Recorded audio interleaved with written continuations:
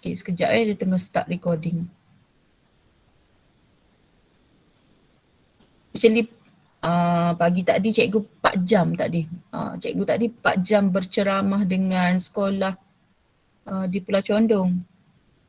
Balik tadi pukul berapa dah lewat dah lah balik. Dalam pukul 3, 4 macam tu. Lepas tu kelas ngawak. Okay, sekejap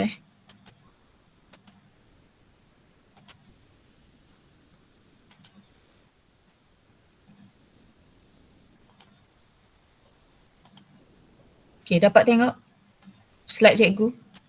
Nampak cikgu. Nampak cikgu. Okey. Okey, seterusnya cikgu sambung pula dah. Kita dah ada P1, P2, P3. Okey, yang kemudian yang keempat. Adakah produk yang awak hasilkan tu menyediakan persekitaran yang sihat? Ataupun kalau kita guna tu produk tu lebih baik untuk semua hidupan. Maknanya untuk semualah. Untuk tumbuhan, untuk persekitaran, untuk haiwan, untuk manusia. Adakah dia lebih berfaedah? Okey, kemudian P6. Adakah produk yang awak nak pamerkan tu menjimatkan penggunaan tenaga, menjimatkan sumber asli ataupun tidak menggunakan sumber yang tidak boleh diperbaharui. Tak guna sumber yang tidak boleh diperbaharui. Okay, dan akhir sekali, adakah produk awak tu menggalakkan ataupun menggunakan sumber-sumber yang boleh diperbaharui? Contoh, adakah produk yang awak buat tu menggunakan tenaga angin? Maknanya sumber tu boleh diperbaharui. Adakah produk awak tu menggunakan tenaga ombak? Yang tu boleh diperbaharui. Adakah produk awak tu menggunakan tenaga angin, tenaga solar? Jadi kita akan pilih mana-mana 5 jawapan. Okey, jom kita tengok jawapan pelajar ni. Dah. Sebab apa cikgu tulis tak pair tugas soalan? Sebab cuba kita tengok pelajar ni. Dia kata pembungkusan dan pengedaran produk melalui bahan teknologi hijau yang dapat dikitas semula. Apa maksud? Cikgu tak pair. Pelajar ni kata pembungkusan dan pengedaran produk melalui bahan teknologi hijau yang dapat dikitas semula. Produk dapat dikitas semula. Mengamalkan konsep 5R. Rethink, guna semula, reduce, recycle, repair. So, ada tak dia cerita pasal keseluruhan produk yang orang nak hantar tu apa ciri dia? So kita tak nampak. Oh, ciri dia mungkin yang ni dah dia kata produk yang dia syarat dia mesti dikitas semula. Dia kena tambah sikit lagi. Ayat ni macam nak betul dah, tetapi dia kena tambah sikit lagi. Produk ini dapat dikitas semula lalu mengurangkan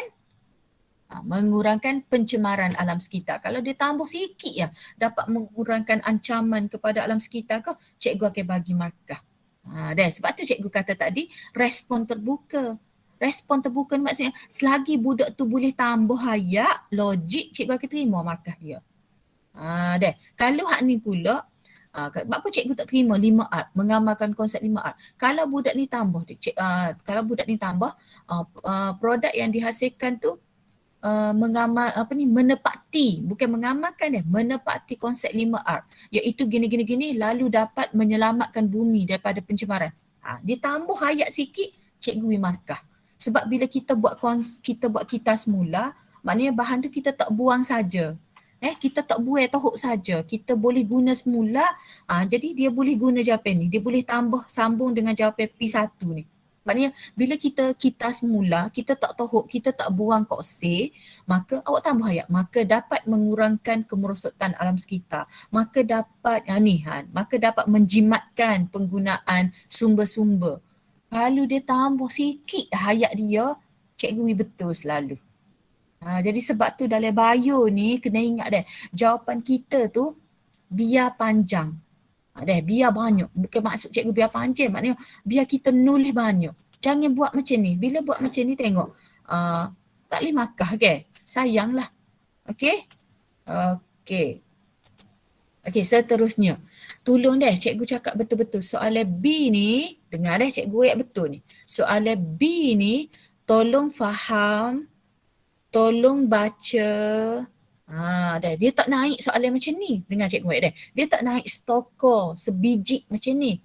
Tetapi dia boleh naik cara lain. Benda ni juga, soalan ni juga. Tetapi dia tanya dalam bentuk lain. Okey, dia boleh tanya dalam bentuk lain. So tolong fahamkan soalan B ni. Okay, kita baca dulu. Anda telah ditugaskan untuk membentangkan idea, konsep pembinaan sebuah bandar moden yang berlandaskan kepada matlamat pembangunan lestari dalam suatu seminar. Okay, katakan awak ni kena bentang, kena buat presentation berkaitan dengan matlamat pembangunan lestari. Bincangkan idea anda. Maknanya awak ni nak buat bandar, awak ni nak bina sebuah bandar. Apa idea awak? Awak nak buat sebuah bandar macam awak main Minecraft lah. Kalau anak cikgu dia suka main Minecraft. Maknanya kita nak buat bangunan, kita nak buat bandar. Apa idea awak dalam sektor pengangkutan? Awak nak buat gapo sektor pengangkutan dekat bandar awak tu? Awak ni macam contoh datuk bandar lah. Awak berkuasa kepada bandar awak tu. Jadi bincangkan idea awak dari segi sektor pengangkutan. Dari segi sektor bekalan tenaga. Yang ketiga dari segi sektor bangunan. Yang keempat dari segi sektor pengurusan sisa dan air sisa.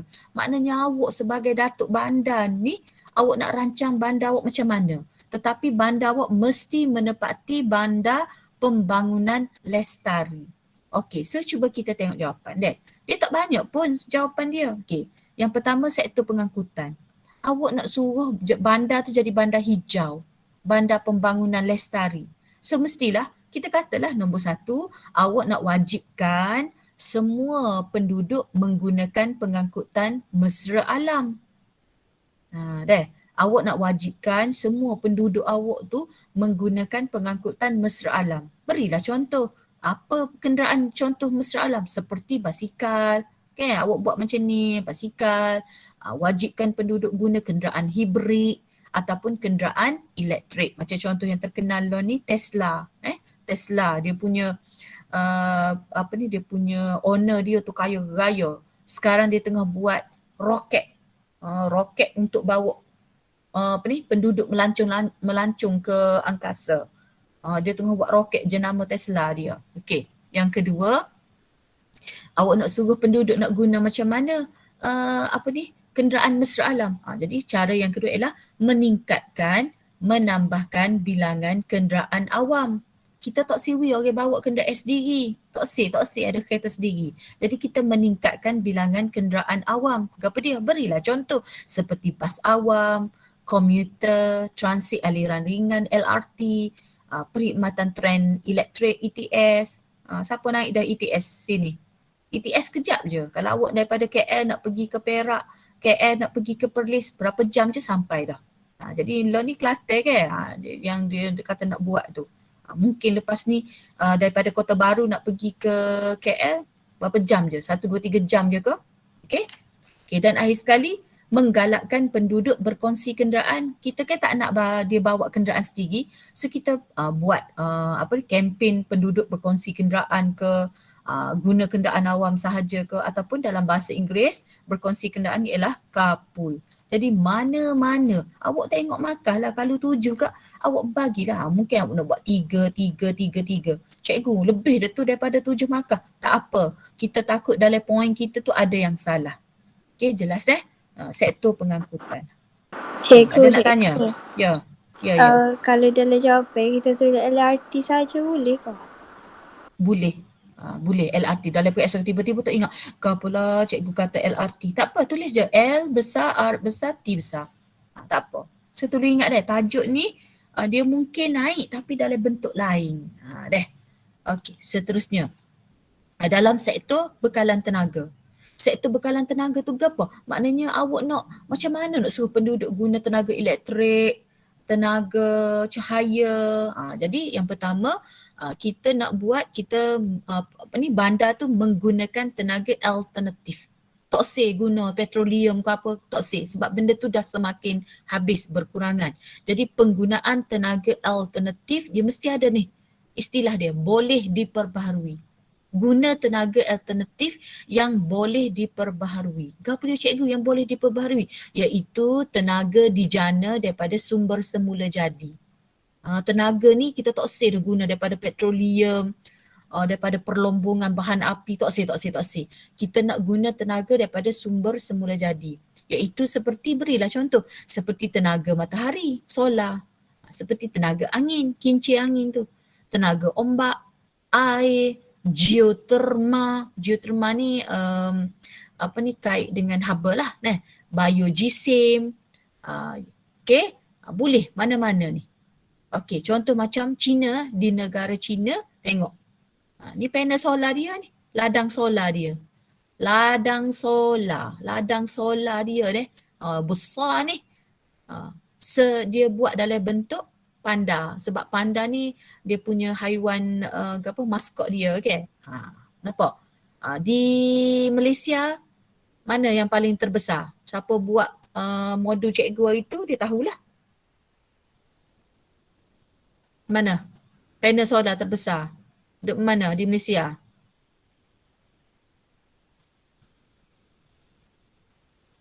Pakat senyap belakang, tak ingat dah.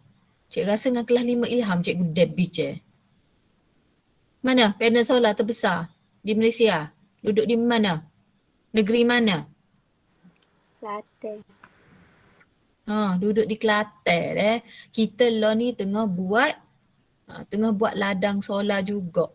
Tapi atas tasik. Tak tengok tu modul cikgu Wee Ada soalan cikgu Wee bab ni. Yang ni ada cikgu beri soalan sebelum cuti, iaitu kelas 5 Ilham cikgu Debbie Kita ada ladang solar atas tasik dekat Danau Tok Uban. Dekat Danau Tok Uban, Pasir Mas. Tengok balik soalan tu ada. Tu pun soalan tu pun cikgu buat juga. Okey, jadi ataupun Tok Si buat jawapan ni. Tok Si buat jawapan ni. Caranya awak sebagai Datuk Bandar, awak menggalakkan penduduk awak menggunakan tenaga elektrik dengan berhemat pun boleh. Sebab awak berkuasa ke atas nila ni. Awak berkuasa ke atas bandar awak bagaimana awak nak rancang sektor bekalan tenaga. Okey, lagi awak tetapkan semua bangunan, semua pejabat, semua bangunan-bangunan dalam bandar awak tu menggunakan penggunaan panel solar di pejabat, di rumah, ataupun solar terma ataupun solar fotovoltaik. Cikgu rasa ni ada dalam fizik. Okey, kemudian mungkin ada pelajar yang tertanya-tanya, apa itu biogesim? Okey, biogesim ni, bio benda hidup. Bio benda hidup. Jisim ni apa? Jisim ni benda dalam benda hidup tu. Jisim ni kandungan dalam benda hidup tu. Okey, jadi apa biogesim? Biogesim ni terhasil daripada bahan buangan haiwan. Bahan buangan haiwan ikutlah tahi, tinja haiwan dan perebutan hidupan. Perebutan pokok-pokok padi yang sudah dimesin, perebutan hutan-hutan yang sudah ditebang tu jadi proses perebutan tu akan menghasilkan biogas. Gas apa dihasilkan? Gas metana. Jadi gas metana yang terhasil daripada perebutan ni, dia sebenarnya boleh dikumpulkan untuk digunakan sebagai bahan api untuk memasak. Okey, jadi hasil daripada perebutan ialah gas metana, boleh digunakan sebagai bahan api untuk memasak. Okey, sebab tu kalau awak tengok di negara barat lah ni dia ada jual tong ni. Dia ada jual, memang dia ada jual. Siapa nak beli boleh beli di negara barat. Tong tu untuk kita letakkan bahan-bahan sampah-sampah dapur kita. Sampah-sampah daripada dapur kita, nasi tak habis, sayur apa semua tu, kita masukkan dalam kotak ni. Dia ada kotak dia yang dibuat oleh pelajar universiti, tak silap cikgu. Maka dia akan menghasilkan biogesim. Jadi biogesim tu bolehlah setakat nak hidupkan api musim sejuk dan sebagainya. Okay, jadi awak kena tahu sumber tenaga daripada biogesim ni ialah dia mesti datang daripada benda hidup yang mati. Apa dia? Sampah organik, kayu api, najis haiwan. Maka dia akan menghasilkan metana. Metana tu boleh guna untuk memasak. Okey, kemudian dari segi sektor bangunan. Sektor bangunan, awak sebagai Datuk Bandar, awak boleh menetapkan bangunan ke rumah ke pejabat di bandar awak tu hanya jenis pembinaan green building.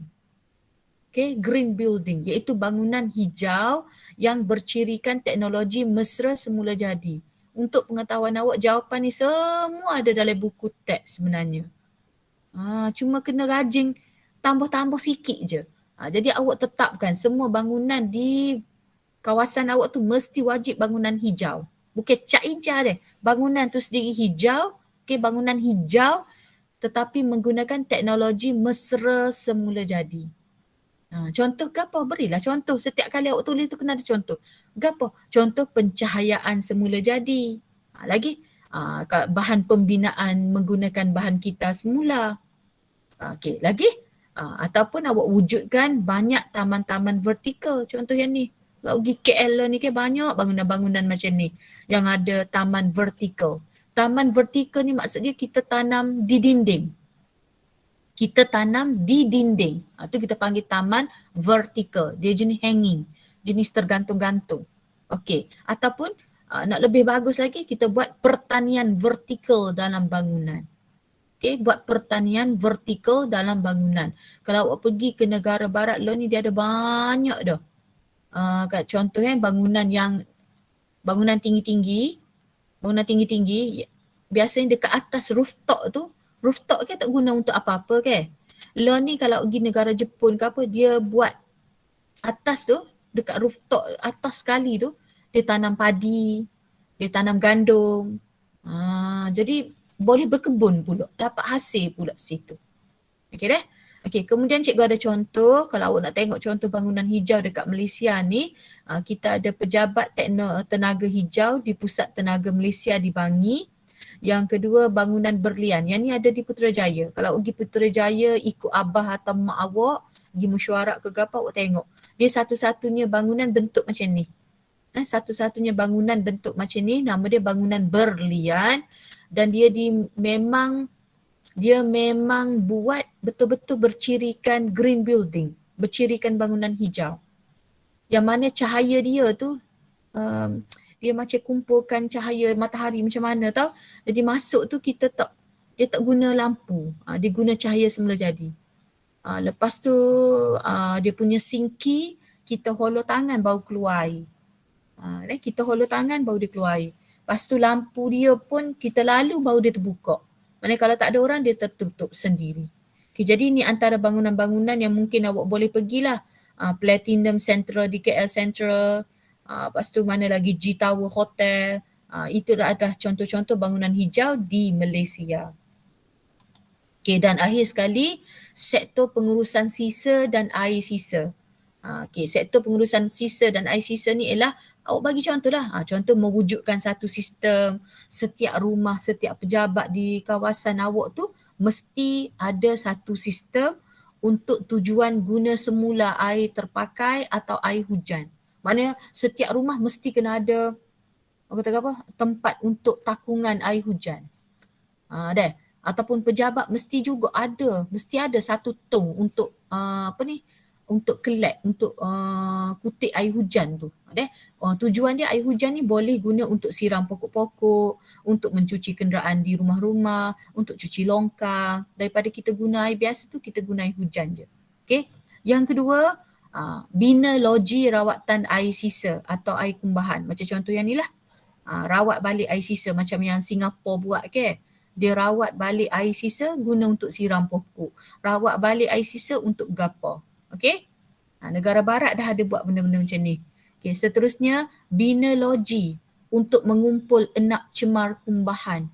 Bina loji untuk kumpul sisa pertanian. Bina loji untuk kumpul tinja haiwan. Bina loji untuk kumpul sisa makanan. Semua tu tujuan dia untuk menjana gas metana. Gas metana dapat disalurkan kepada penduduk-penduduk untuk memasak. Nampak tak? Kita tak guna dah gas yang daripada yang daripada petroleum yang orang duduk ni, oil and gas tu, tak say dah sebab benda tu dah semakin berkurangan. Okay, and then awak sebagai Datuk Bandar jalankan kempen ke, projek ke, aktiviti ke, upcycle. Yang ni ada dalam buku teks ada dalam buku teks, menjalankan upcycle. Apa dia? Iaitu tukar bahan sisa lama kepada sesuatu yang baru, cantik dan kreatif. Contoh macam Jepun baru ni. Gapo Jepun buat upcycle? Kalau siapa dia cakna, baca berita, tengok berita, apa dia Jepun buat? Siapa tahu? Senyap belakang. Awak ni kurang ni lah terdedah ke dengan tu. contoh upcycle Jepun buat ialah masa sukan Olimpik baru ni. Apa dia buat? Apa Dia Jepun guna buat? cardboard untuk katil cikgu. Betul, dia guna cardboard untuk katil. Lagi. Cardboard tu apa cikgu? Cardboard tu kotak-kotak yang biasa digunakan untuk bubuh peti, yang bubuh peti sejuk. Kan kotak kan kita tahu begitu je. Cardboard tu diguna untuk buat katil. Lagi, apa lagi Jepun buat? Contoh Atau upcycle. pingat tu cikgu. Pingat Yes, dia betul. guna. Dia ambil dia sebelum beberapa bulan sebelum Olimpik berlangsung, dia buat kempen. Dia kata siapa-siapa ada telefon lama-lama hantar. Dia kutip. Cikgu rasa cikgu tak silap, cikgu baca berapa juta dia kutip telefon lama-lama. Dia buka, dia ambil ada logam, ada emas dalam tu. Ada emas kecil je, sikit je emas tu, tapi dia kumpul, dia campur dengan apa entah, dia boleh buat pingat emas, pingat perak, pingat gangsa. Nampak tak? Kita tak terfikir benda tu dia boleh buat, tapi dia buat. Dia menjayakan kempen upcycle, iaitu tukar bahan sisa lama yang kita buang teruk saja menjadi sesuatu yang baru, cantik dan kreatif. Jadi sebab tu masa Olimpik baru ni, bila atlet gigit kekoh, ingat tu dia kata jangan kekoh lah, sebab takut benda tu beri kesan. Okay, ni contoh-contoh upcycle. Cikgu ni saja beri contoh-contoh ke awak ni supaya awak ni takut-takut naik soalan ni awak ada idea nak tulis. Contoh upcycle yang memang Malaysia buat ialah minyak masak terpakai. Daripada awak duk buang dalam sinki, sekarang orang beli minyak masak terpakai. Cikgu pun kumpul dalam botol. Habis masak, minyak tu kita letakkan dalam botol, tunggu masa penuh, kita jual. Jadi minyak masak terpakai, ada orang beli lah ni. Nanti dia akan beli, kemudian akan melalui suatu proses yang dinamakan transesterifikasi. Yang ni tak payah tulis lah. Cikgu nak cerita contoh ke awak. Yang mana dia boleh tukar minyak masak yang awak guna, yang terpakai tu, menukarkan minyak itu menjadi biodiesel. Dia boleh beli minyak masak yang kita dah masak berkali-kali tu, dia akan tukar jadi biodiesel dan boleh digunakan untuk kenderaan berat seperti lori, bas dan jentera. Jadi kalau awak pernah terjumpa lah, sekejap cikgu tak pasti awak pernah terjumpa ke tak. Cikgu dah banyak kali jumpa kenderaan ni, iaitu lori McD ni. Lori McD ni, dia ada tulis benda ni. Dia kata truk ini menggunakan biodiesel yang dikitar semula daripada minyak masak terpakai McDonald's. Maknanya dia duk masak daging ke awak, duk masak burger ke awak tu, minyak-minyak dia tu dia kitar balik jadi minyak lori, minyak diesel, biodiesel. Dan kita ada banyak kempen. Kalau awak tengok di seluruh Malaysia ada kempen ni. Siapa nak jual minyak. Jual minyak, tukar jadi pitih. Sebab dia guna untuk apa? Selain daripada biodiesel, dia guna buat lilin ni. Awak dah beli bawang wangi tu. Buat lilin aromaterapi, buat sabun. Buat sabun pun boleh. Ni contoh-contoh upcycle. And then lagi yang terbaru. Ni yang terbaru cikgu jumpa. Ni benda-benda ni cikgu kena cerita jugalah ke awak kok nanti naik jadi stimulus soalan. Ni contoh-contoh yang tak kait tadi ni yang tak kait. Ni cikgu cuma terjumpa, so cikgu rasa perlu beritahu awak. Ni contoh foto remediasi. Contoh foto remediasi di loji Kumbahan. Ingat foto remediasi? Siapa dia ingat? Apa foto remediasi? Bukan foto dia, fito. Sorry dah, fito. Cikgu pun silap tulis. Apa maksud fito remediasi dia? Guna tumbuhan untuk rawat air. Guna tumbuhan untuk rawat air. Awak pun tahu tadi cikgu kata loji. Kita kan kena buat bina loji kan. Loji Kumbahan untuk rawat balik. So yang ni yang berlaku di Malaysia lah, di Sungai Petani. Ni loji Kumbahan. Awak tengok gambar comel warna purple tu, ni loji Kumbahan. Tapi di Sungai Petani, kita baca sikit dia kata pokok kemeling yang tumbuh di sebuah pokok kemeling yang tumbuh di sebuah kolam takungan di Taman Ria Jaya dibiakkan. Bukan untuk mencantikkan kawasan tersebut, tetapi sebagai dia guna sebagai fitoremediasi.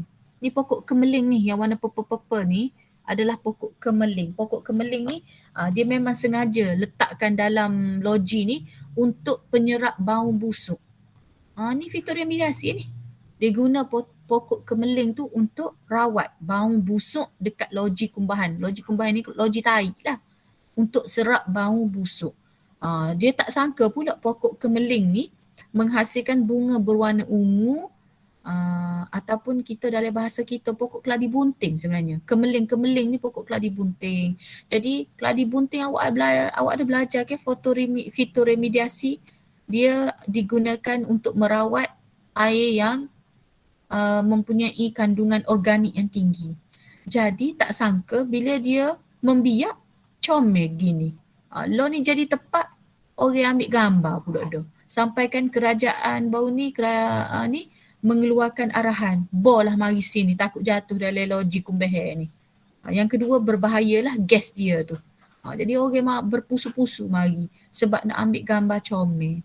Okey, jadi sebenarnya ini adalah contoh fitoremediasi.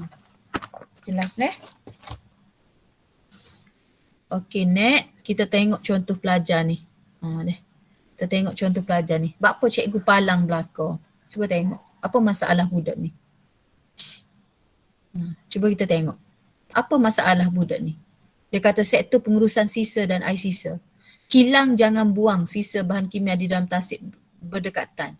Boleh menyebabkan pencemaran bau dan kemerosotan populasi hidupan akuatik. BOD di dalam air tinggi. Oksigen di dalam air rendah.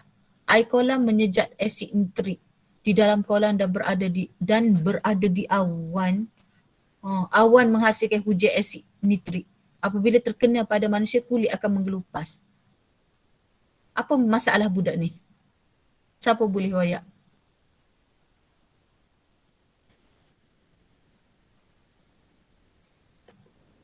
Apa masalah budak ni? Mana tu dia? Tu dia sendiri. Apa masalah? Apa dia tak dapat makan sini?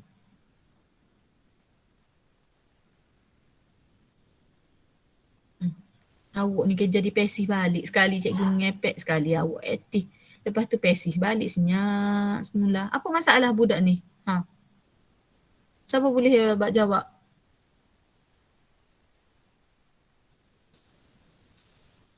Apa budak ni tak dapat makan untuk sektor pengurusan sisa dan air sisa?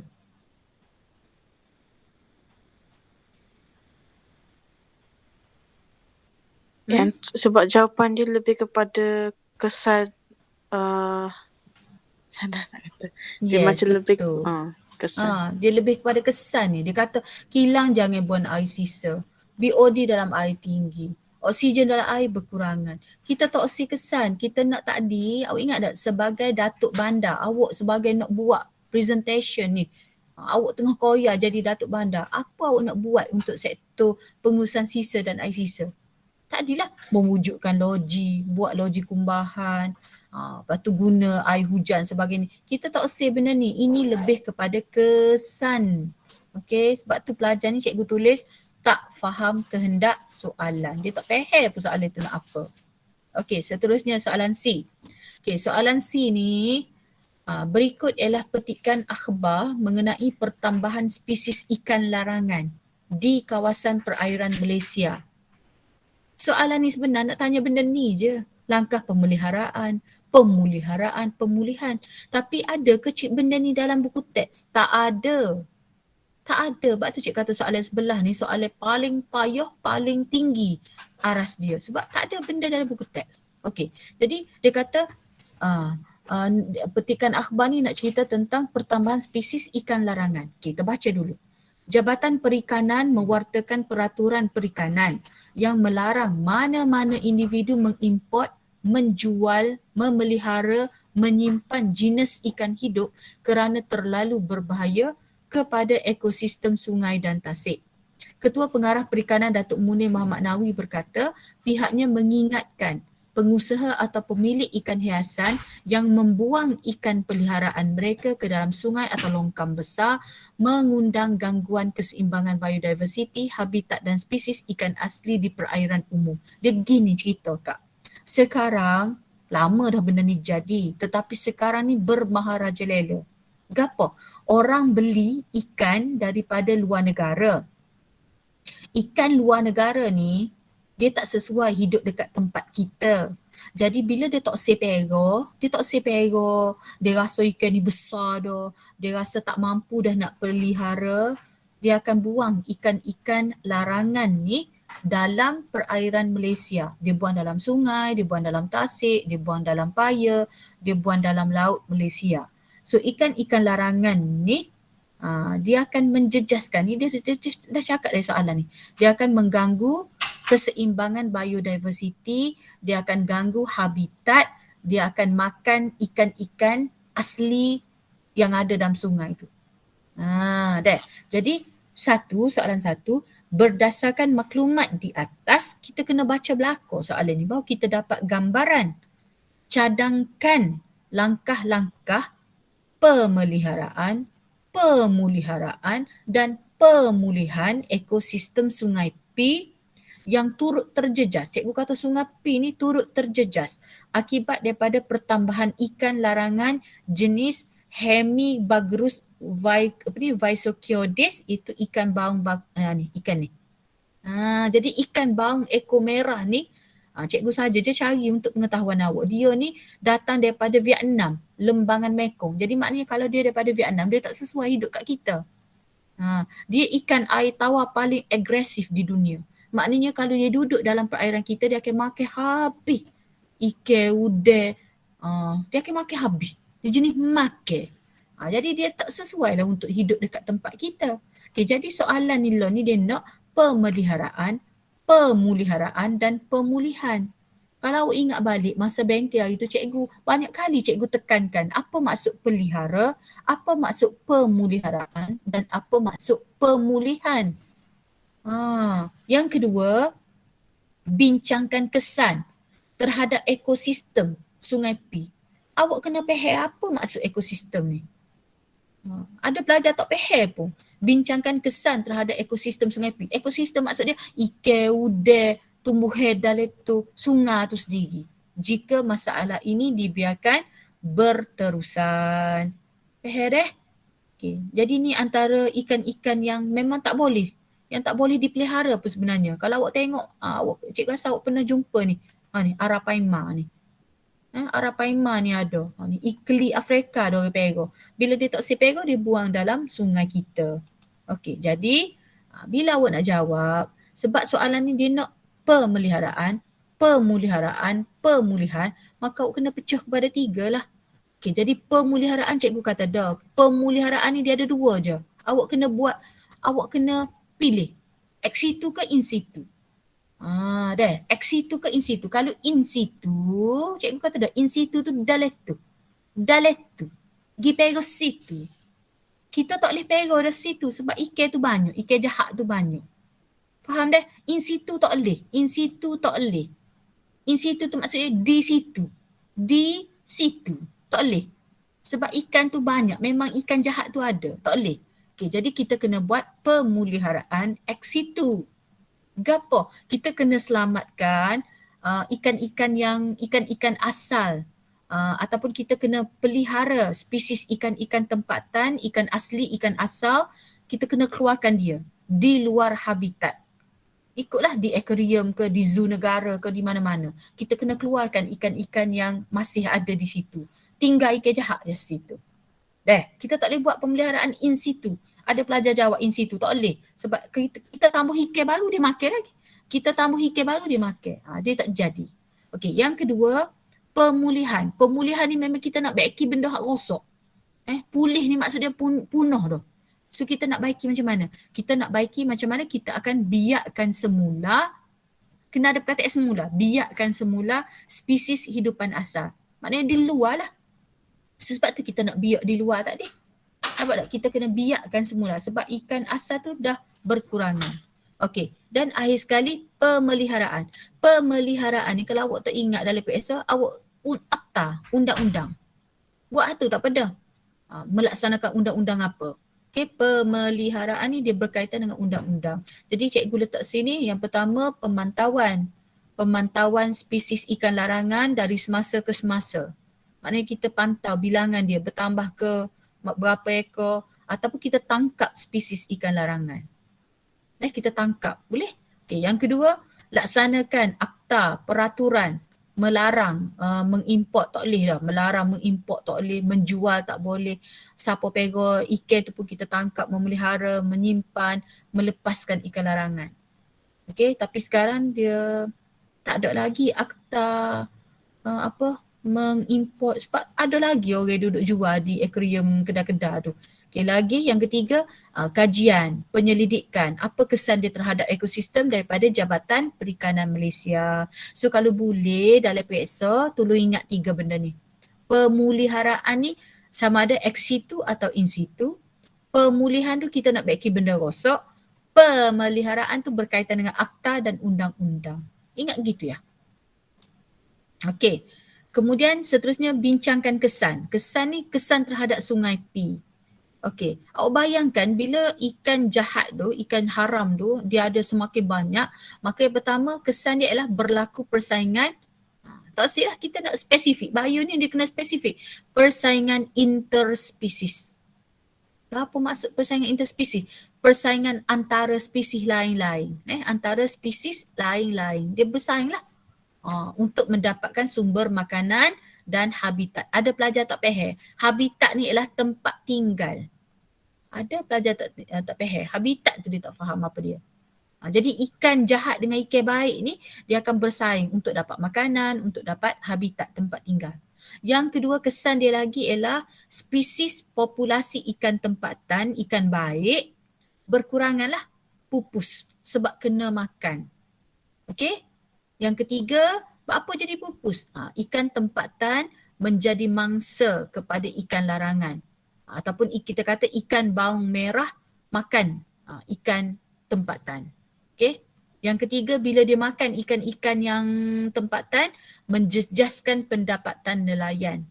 Oh, ekosistem ni boleh jawab nelayan cikgu. Ekosistem ni semua, manusia, haiwan, tumbuhan. Persekitaran, ekosistem lah tu. Jadi menjejaskan pendapatan nelayan ataupun sumber perikanan berkurang. Okey, yang keempat, ni awak tak terfikir. Ada seorang je pelajar jawab benda ni. Ada seorang je pelajar jawab ni. Orang lain semua tak terfikir benda ni. Mungkin ikan-ikan tu akan membawa penyakit baru ataupun membawa perebakan penyakit. Sebab dia kan datang daripada luar. Jadi mungkin dia bawa penyakit daripada luar-luar tu. Okay, yang seterusnya kelima, sumber makanan bagi haiwan akuatik dalam ekosistem Sungai P itu berkurang. Jadi bila makanan berkurang, awak terus selalu ganggu rantai makanan. Dia gitu. Bila makanan kurang, dia akan ganggu rantai makanan. Okay? Yang keenam, ikan tak adalah sumber protein. Jadi bila kurang ikan, maka kurang sumber protein. Nampak tak? Awak boleh fikir macam-macam kesan. Cuma awak je tak terfikir benda tu. Kita tengok contoh pelajar buat. Ni beberapa contoh kesilapan calon deh. Kita pergi soalan ni tadi. Nampak tak? Langkah pemeliharaan. Mewartakan hutan simpan. Kalau dia kata mewartakan Sungai P sebagai kawasan larangan, dapat markah dah. Sebab pemeliharaan ni dikait dengan undang-undang. Nampak tak pelajar ni terbolah? Hutan simpan kait dengan apa? Soalan ni pasal Sungai P. Tiba-tiba ada hutan simpan. Kalau pelajar tu kata mewartakan undang-undang ataupun mewartakan Sungai P sebagai kawasan larangan, dapat markah dah. Maknanya Sungai P ni tak boleh masuk dah. Orang nak pergi tahu ikan tak boleh, orang nak pergi memancing tak boleh sebab kita nak kontrol. Okey, lagi.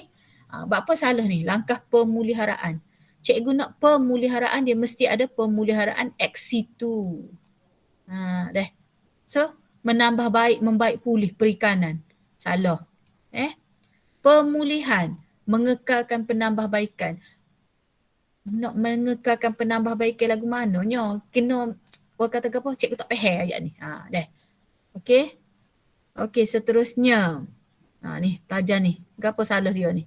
Antara langkah-langkah yang dapat memulihkan Sungai Pi ialah menjaga Sungai Pi dengan menjadikan Sungai Pi sebagai kawasan larangan. Yang ni memulihkan dia bukan macam ni deh. Memulihkan ni maksud dia beki benda rosak. So kalau awak setakat jaga sungai, dia tak jelas Dia tak jelas. Kita nak beki gano keadaan yang rosak. Maknanya kena spesifik. Okey, lagi meletakkan ikan yang dapat menghapuskan spesies ikan baung ekor merah. Yang ni cikgu bagi BOD lah. Maknanya cikgu bagilah markah sebab cikgu rasa logik. Maknanya kita kena cari ikan hak ganah lagi biar makan ikan spesies larangan tu barulah kita boleh pulihkan. Jadi cikgu beri markah ke budak ni. Okey, yang ni kesan kepada ekosistem.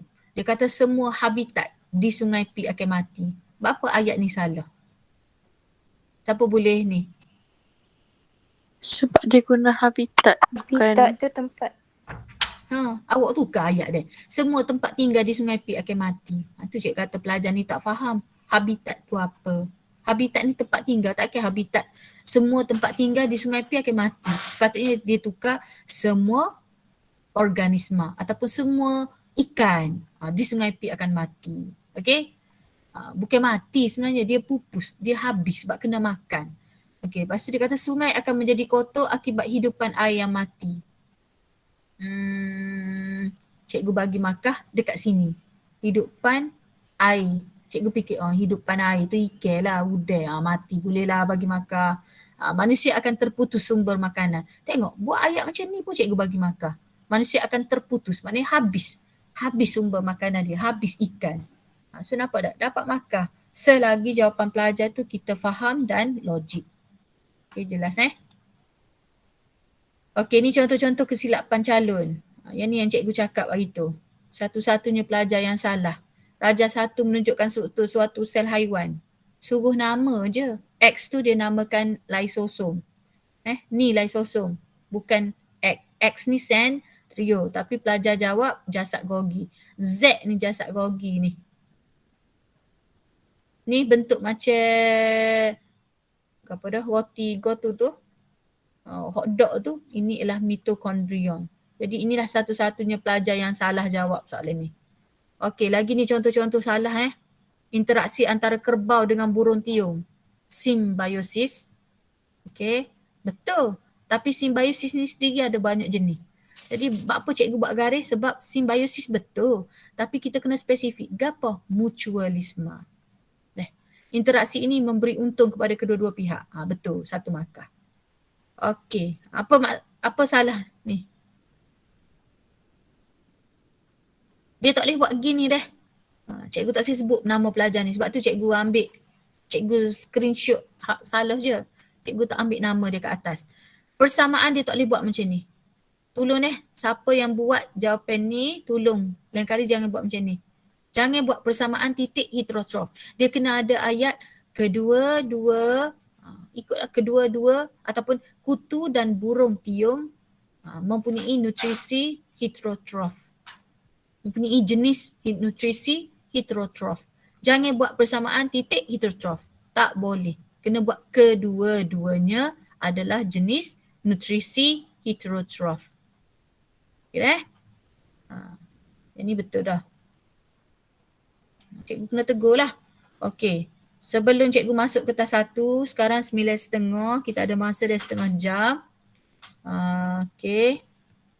Cikgu tutup yang ni dulu. So cikgu akan buka kertas 1. Ada nak tanya tak setakat ni untuk kertas 2?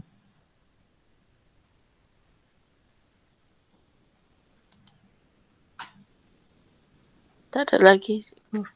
Tak ada lagi. Jadi buka nanti hari pertama dalam minggu pertama tu cikgu akan bagi kertas and then awak kena buat pembetulan deh. Satu soalan kena saling. Maknanya gini, dalam satu soalan tu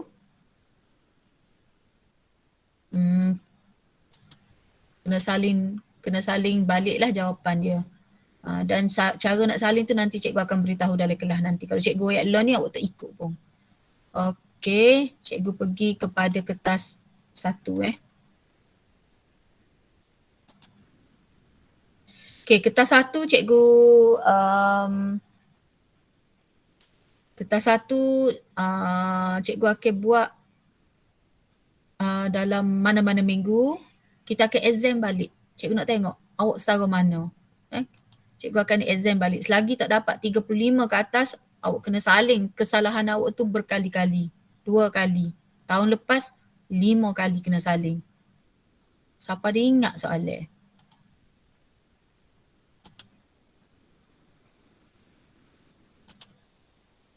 Okay, nampak slide cikgu? Nampak cikgu. Nampak cikgu.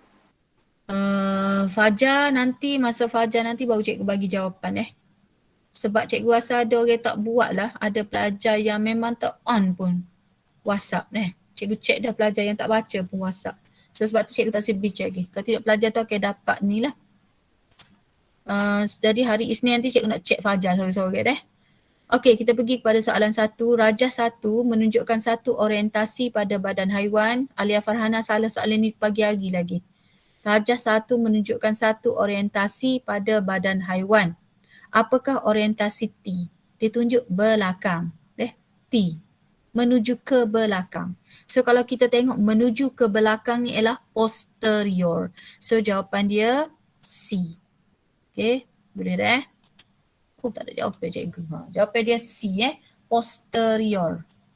Okay, so kita tengok dulu sebelum cikgu pergi lebih lanjut. Dia pada bahagian badan ikutlah ikan ke gapo ko hak dia bagi badan awak kena tahu.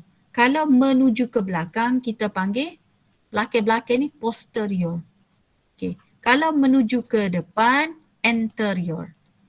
Kena tahu benda ni basic dalam bio. Sebab tu kalau dia lukis gambar ikan ke gambar apa-apa dah dalam bio, dia akan tulis ini adalah contoh keratan anterior. Ini adalah contoh yang menunjukkan bahagian posterior. So kalau posterior belakang, anterior hadapan.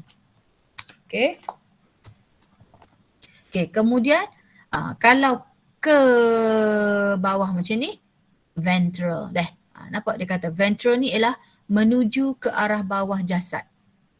Ke bawah, ventral.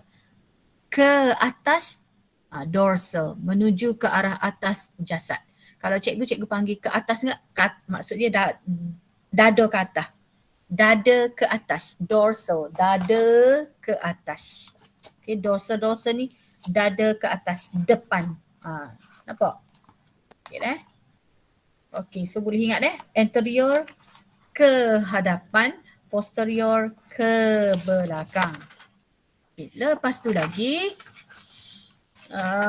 cuba kita tengok kalau takut dia bagi gambar macam ni lah. Kita tengok superior. Superior ni dia kata bahagian yang berada di atas bahagian lain atau menuju ke arah kepala. Okay, menuju ke arah atas kepala, superior. Kalau ke bawah ke arah kaki berada di bahagian bawah bahagian lain atau menuju ke arah kaki, inferior. Okay. Kalau lateral berada di bahagian jauh dari garisan tengah atau berada pada bahagian tepi jasad. Maknanya berada di bahagian jauh dari garisan tengah. Sini tengah. Dia nak pergi arah tepi. So kita panggil dia lateral. Jadi biasakan dengan istilah-istilah ni. Yang ni ada dalam bab 1. So yang salah Alia Farhana pagi hari soalan 1 ni salah Jawapan dia C. Okay. Okay, soalan 2. Rajah 2 menunjukkan struktur ameba antara komponen A, B, C dan D yang manakah terlibat dalam proses pengosmo kawal aturan. Okay, so sebelum kita pergi lebih lanjut kita cari dulu gapo A ni. Siapa boleh teka? A ni gapo? Cikgu bagi dah notasi ni. Apakah A? Nukleus. Sebab dia satu-satu dah. Kalau dia kalah itar, mesti nukleus. Okay, C?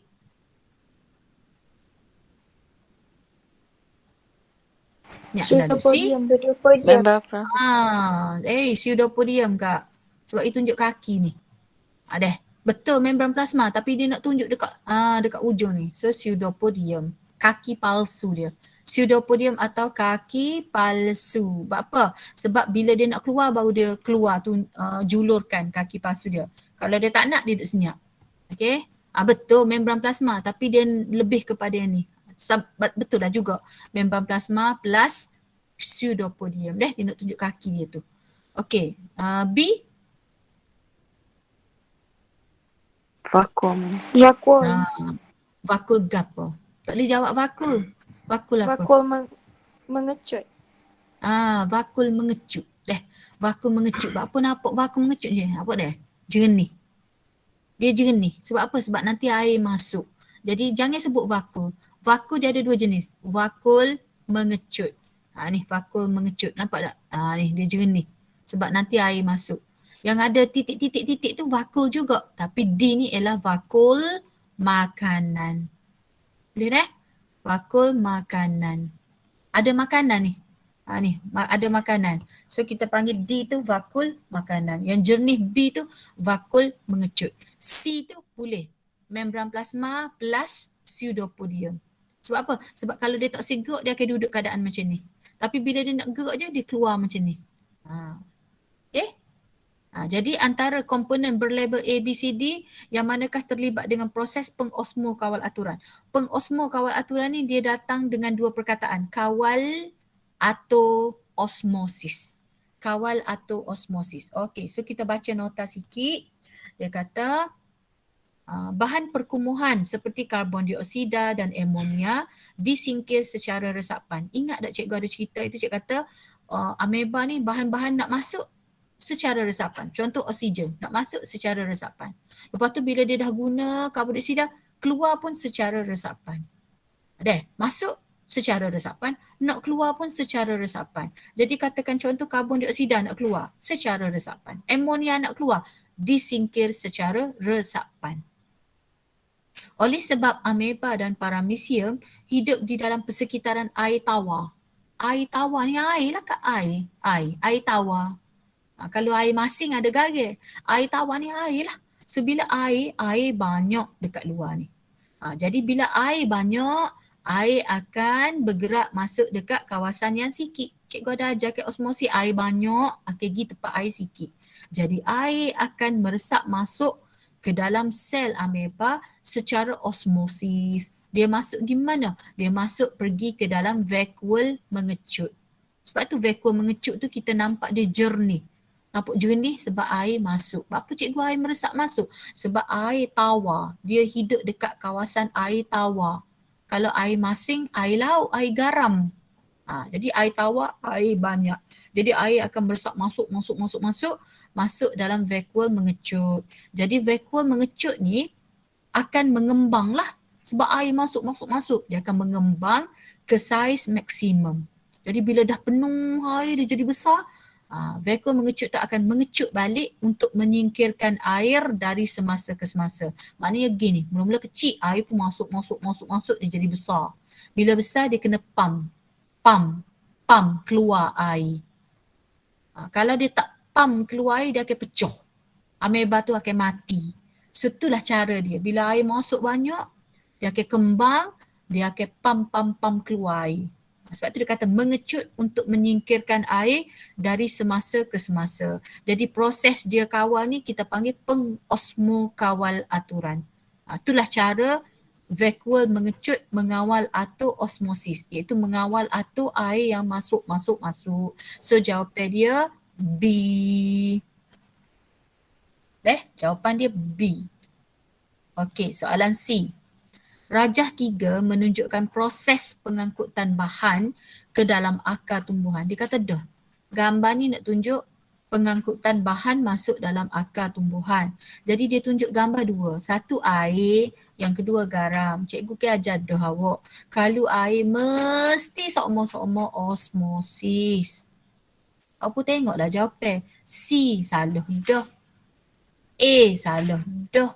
Awak tinggal lah ni B dengan D je. Awak tengok kalau air je mesti osmosis. Okey. Macam mana dengan garam? Okey, kalau garam ni dia ada molekul atau ion. Garam ni dia terdiri pada molekul atau ion. So bila molekul atau ion, cikgu, garam mineral ni ada dalam apa? Ada dalam baja. So dia ada molekul dan ion. Molekul dan ion-ion. Jadi dia mesti pengangkutan aktif. Mesti pengangkutan aktif. Jadi jawapan nombor 3 ni ialah D. Ingat deh, dua benda ni je akar ni dia ambil bahan. Akar ni ambil dua benda ni. Satu dia ambil air, satu dia ambil baja. Air osmosis. Baja tu ada molekul atau ion dia ambil secara pengangkutan aktif. Dah. Boleh? Kalau pengangkutan aktif ni dia mesti sebab dia aktif, dia kena ada tenaga ATP. Tenaga ATP lagi dia mesti guna protein pembawa. Sebab protein pembawa mesti ada tapak spesifik yang boleh bergabung dengan molekul atau ion tadi, barulah dia boleh bawa. Jadi syarat dia kena ada dua benda. Satu kena ada tenaga, yang kedua dia kena ada protein pembawa yang spesifik dengan molekul atau ion tu, baru dia boleh bawa. Yang ketiga, dia mesti daripada rendah ke tinggi. Rendah pergi ke kawasan yang tinggi. Maknanya dari kawasan kurang pekat ke pekat. Dah. So jawapan dia D. Okey, soalan 4. Rajah menunjukkan satu sel yang telah direndam dalam kepekatan larutan sukrosa. Sukrosa ni gula lah kak. Dia kalau sasa ni glukosa, sukrosa, gula belakang sasa ni. Okey, antara titik A, B, C, D pada graf yang manakah mewakili kepekatan larutan sukrosa untuk sel tersebut. Okey, jadi kita pun tengok. Ni gambar gapo? Tidak gambar ni. Sorry, gambar ni. Silap. Sorry. Apa nak cikgu ni? Cikgu padam. Bukan gambar ni. Silap mata. Tersilap mata cikgu saat ni tengok benda tu. Okey, dia gambar ni ke? Gambar ni. Okey. Apa cikgu kata gitu? Awak nampak tak? Dia jadi kecil ni. Vakul mengecut. Lepas tu kita nampak ni. Membran plasma tertarik. Membran plasma tertarik ke dalam deh. Membran plasma tertarik masuk dalam. Tertarik masuk ke dalam. Jadi dia adalah larutan. Tak ada nota cikgu sini. Dia adalah larutan hipertonik. Okay, dia adalah larutan hipertonik. Dia direndam dalam larutan hipertonik. Buat apa? Okay, air sini sikit. Air dalam sel banyak. Air dalam sel banyak. Cikgu kata dah, okay, air semua ni dia daripada banyak air pergi ke sikit. So air, cikgu kata air banyak dalam sel, dia akan keluar. Bila air keluar, dia akan jadi macam ni lah. Dia jadi vakuum mengecut. Semaknanya dia duduk dalam larutan hipertonik. Per ni pekak. Perkak. Pertonik. Okay, jadi cara kita nak baca mana larutan pekak ni, dia gini. Bila kohor gini, kohor pekak. Kohor gini, kohor pekak lagi. Kohor gini, kohor pekak lagi. Lepas tu, awak pun tengok pula. Ni dari segi percentage perubahan jisim. Sebenarnya jisim ni, kalau duduk sini, jisim kohor berat. Kohor berat ke kohor naik atas. Ni kalau kohor bawah cikgu, maknanya jisim kohor ringan. Apa kohor ringan? Air tubik. Apa air tubik cikgu? Air tubik lah, air meresap keluar sebab sekarang awak rendam, ni katakan ni bika. Awak pun masuk sel bawang. Air dalam sel bawang ni banyak. Air dalam larutan ni sikit. Apa air sikit cikgu? Sebab larutan hipertonik. Maknanya larutan ni pekak. Gula sukrosa tu banyak. Air sikit. So awak kena buat, air dalam sel ni banyak. Air luar ni sikit sebab larutan ni hipertonik pekat dengan gula sukrosa. Jadi cikgu kata osmosis ni air banyak pergi ke air sikit. Jadi air banyak, cikgu tukar colour sekejap. Okay. Air banyak dalam sel ni akan meresap keluar lah. Cikgu kata banyak pergi ke sikit, saya akan tubik. Bila air keluar, maka berat. Berat dia kohor kurang. Jadi jawapan dia D lah. Berat dia, jawapan dia D. Sebab dia kata yang manakah mewakili kepekatan larutan sukrosa untuk sel tersebut. So kita nampak sini, dia kohor kecut. Vakuum ni kohor kecut maknanya air keluar. Vakuum mengecut maknanya air dah keluar. So air keluar dia jadi ringan. Bila ringan, jawapan dia D.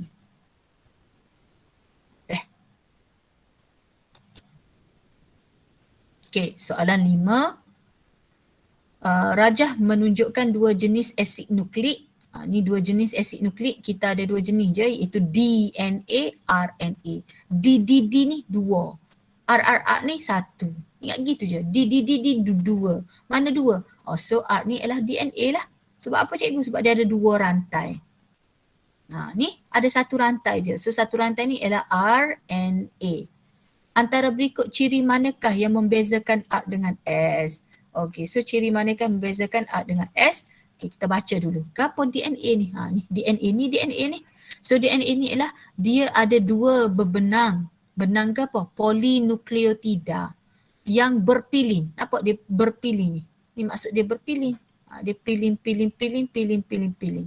Okey. Lalu membentuk struktur yang kita panggil dia helix ganda 2. Jadi nama dia ni helix ganda 2. Okey, nama dia helix ganda 2. Dia terdapat di mana? Dia terdapat dalam nukleus, terdapat dalam mitokondria dan kloroplas. Fungsi dia di dalam DNA ni ada maklumat genetik organisma yang akan diwarisi dari ibu bapa kepada anak. Okey dah. Okey, seterusnya RNA. RNA ni satu je, satu berbenang tunggal dijumpai dalam nukleus, ribosom, sitoplasma. Fungsi dia untuk saling maklumat. Dia ni saling daripada DNA. Saling maklumat daripada DNA untuk hasilkan protein.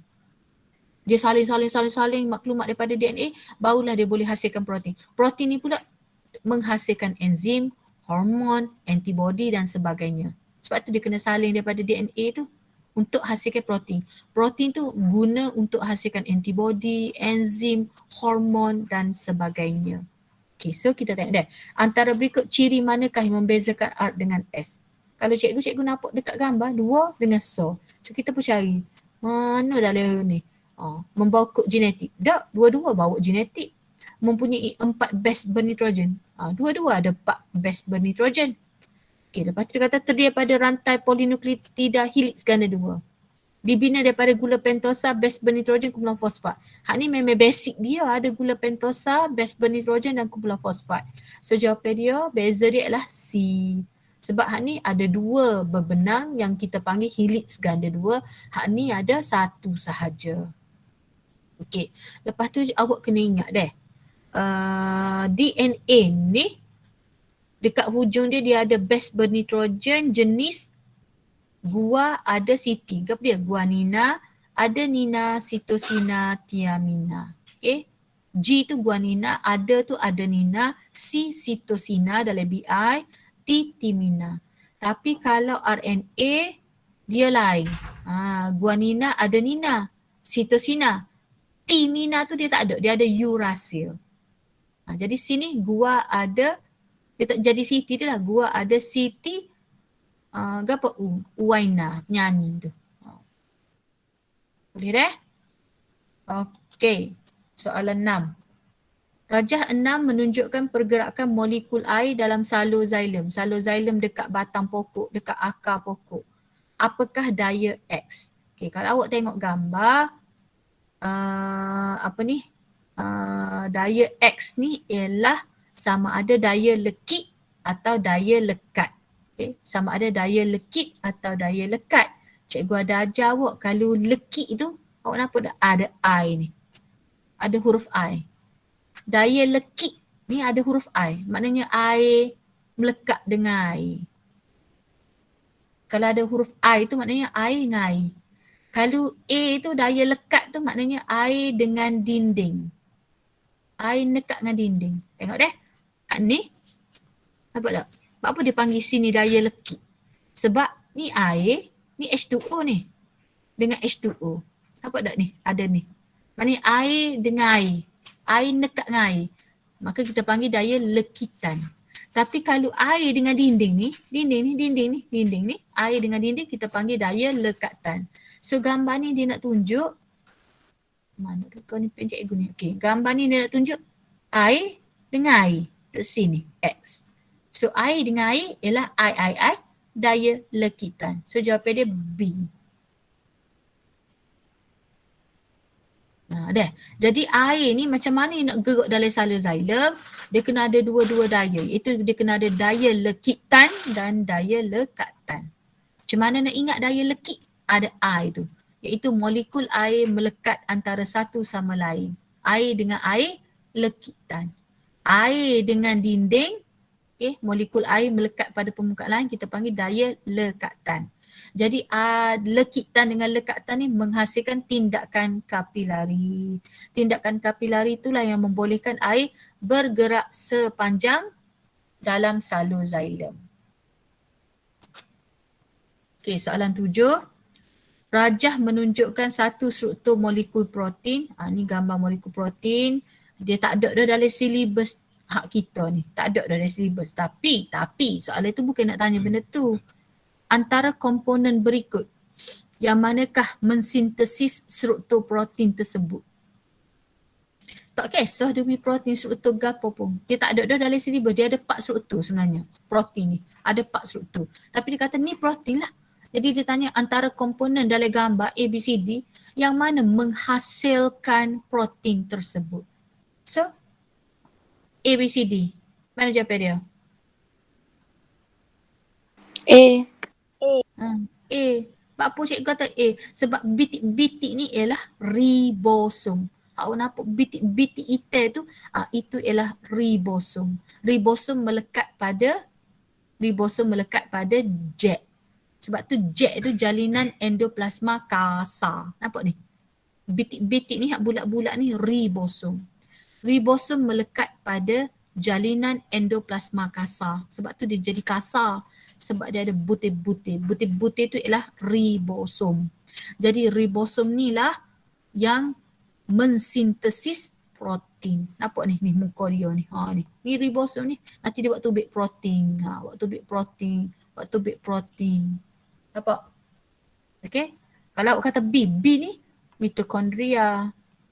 Ni kloroplas. Ni jasad Golgi. Apa cik kata jasad Golgi? Timbunan. Dia timbung ke banyak. Okay dah. Okay, soalan 8. Rajah 8.1 menunjukkan fasa dalam kita sel. Rajah 8.2 menunjukkan keratan hujung akar. Ni ada rambut akar ni kak. Tak kena. Antara bahagian berlabel A, B, C dan D pada hujung akar. Di manakah fasa M? Okey, fasa ni dia ada, ni kita sel ni. Ni kita sel. So dalam kita sel dia ada G1, dia ada peringkat S, G2, lepas tu dia masuk peringkat M. M ni ialah mitosis.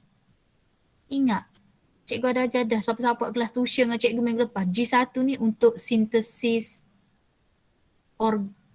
organel, komponen dan protein.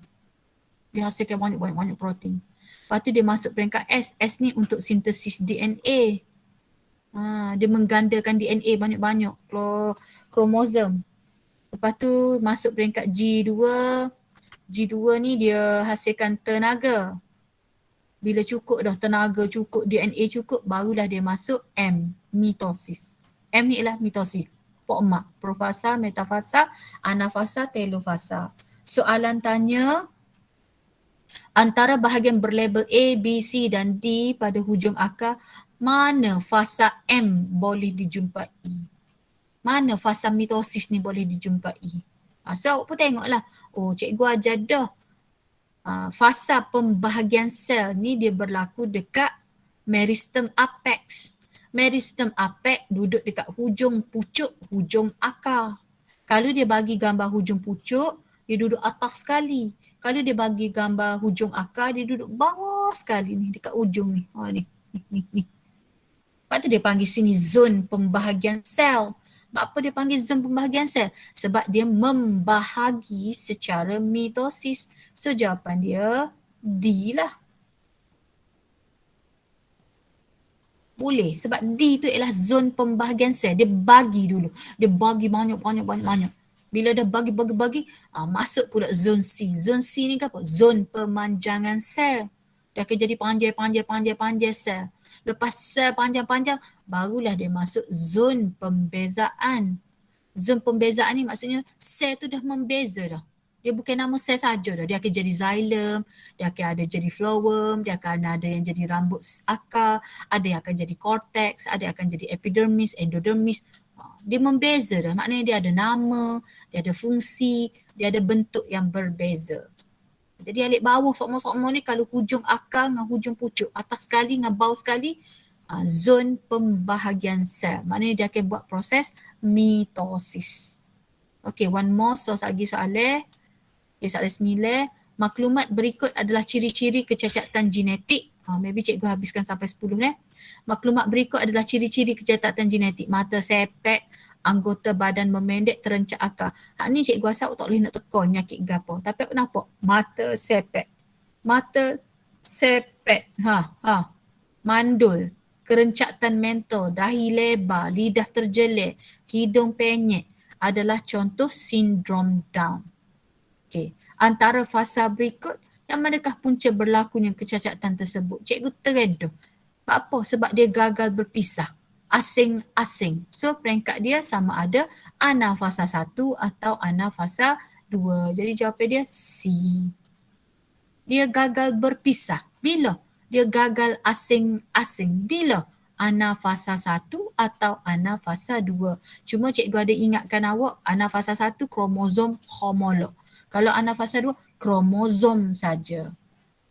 Kromosom gagal berpisah. Kalau ana fasa 1, kromosom homolog gagal berpisah. Maka jadilah sindrom Down. Jadi bila dia gagal berpisah, dia akan jadi kurang 1, 22 atau terlebih 1, 24. Gamet, bilangan kromosom dalam gamet. Bilangan kromosom dia tidak normal. Iaitu sama ada kurang 1, 22 atau terlebih 1, 24. One more 10. Rajah 9 menunjukkan aktiviti yang dilakukan oleh seorang individu. Awak pun tengok, oh dia ni nak berlari lah. Tak kira tengok gambar pun tak kena. Antara persamaan berikut, yang manakah menunjukkan respirasi yang berlaku pada otot quadriceps. Otot quadriceps ni sini. Otot paha dia. Okay, so mestilah dia buat fermentasi asid laktik. Sebab dia kata berlaku pada sel otot quadriceps manusia. Jadi ingat dia, bila dia buat aktiviti cergas berlari aktif, maka dia buat fermentasi asid laktik. Iaitu dia tak bakar glukosa, dia terpaksa buat fermentasi asid laktik. Apa? Sebab oksigen tak cukup. Sebab tu cikgu tak tulis oksigen sini. Okay. Sebab dia kata proses ini dilakukan oleh sel otot ketika awak buat aktiviti cergas. Ketika aktiviti cergas, kadar penggunaan oksigen lebih daripada kadar yang dibekalkan oleh sistem peredaran darah. Awak guna oksigen banyak, darah tak cukup oksigen nak beri ke awak. Tapi awak guna oksigen banyak. Jadi otot berada dalam keadaan kekurangan oksigen sebab awak guna banyak oksigen untuk bakar glukosa sedangkan darah awak sikit ya. Jadi otot akan berada dalam keadaan kurang oksigen dan awak dikatakan, otot tu dikatakan mengalami hutang oksigen. Otot tu jadi berhutang oksigen sebab tak ada.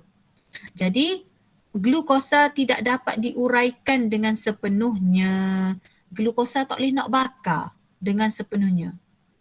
Maka apa jadi? Jadi dia tak boleh nak bakar semua glukosa, maka dia hanya hasilkan 2 ATP je.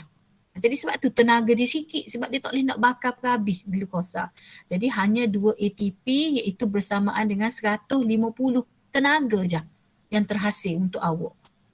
Asid laktik yang dikumpulkan, yang terhasil daripada penukaran, penguraian glukosa ni akan terkumpul sampai banyak dekat otot awak sampailah menyebabkan kelesuan dan kekejangan otot. Setelah aktiviti cergas berhenti, bila awak dah selesai buat aktiviti cergas, awak kena ambil balik oksigen berlebihan ni. Sebab tu kalau lepas awak buat aerobik, Cikgu Nidmahaini seorang suruh awak tarik nafas tu. Sebab apa? Sebab kita nak ambil balik oksigen banyak-banyak untuk mengoksidakan asid laktik balik ni. Kita nak pecah semula asid laktik yang berkumpul tadi jadi karbon dioksida, air dan tenaga. Jadi bila kita dah berjaya menyingkirkan asid laktik, maka hutang oksigen sudah dibayar. Tapi cikgu kalau tak bayar hutang oksigen tu, asid laktik akan berkumpul kohor banyak dan esok awak akan sakit kaki, nak naik tangga sakit, nak semaya sakit. Sebab apa? Sebab awak tak bayar hutang. Jadi dia tanya antara persamaan berikut yang mana mewakili fermentasi asid laktik. Jadi bila awak napuk oksigen, awak pakoh selalu. Salah. Napuk je oksigen, pakoh selalu. Sebab apa?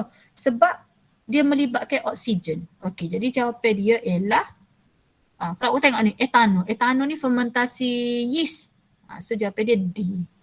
Glukosa menghasilkan asid laktik dan tenaga. Okey, so cikgu berhenti di sini. Kita dah menghampiri pukul 10, 2 minit dah. Ada apa-apa nak tanya? Tak ada cikgu. Jelas ke? Jelas cikgu. Jelas cikgu. Okey, so kita jumpa, habis kelas dah, tak ada apa dah. So kita jumpa hari Ahad Okey. Assalamualaikum. Waalaikumsalam. Terima kasih cikgu. Terima kasih cikgu. Terima kasih cikgu. Terima kasih cikgu. Terima kasih cikgu. Terima kasih cikgu. Cikgu. Terima kasih cikgu. Cikgu, Fai dengan Mimi cikgu. Beres. Fai mari. Okey. Mhm. Terima kasih cikgu. Aisyah Mimi pergi rumah Fai kau. Tubik dia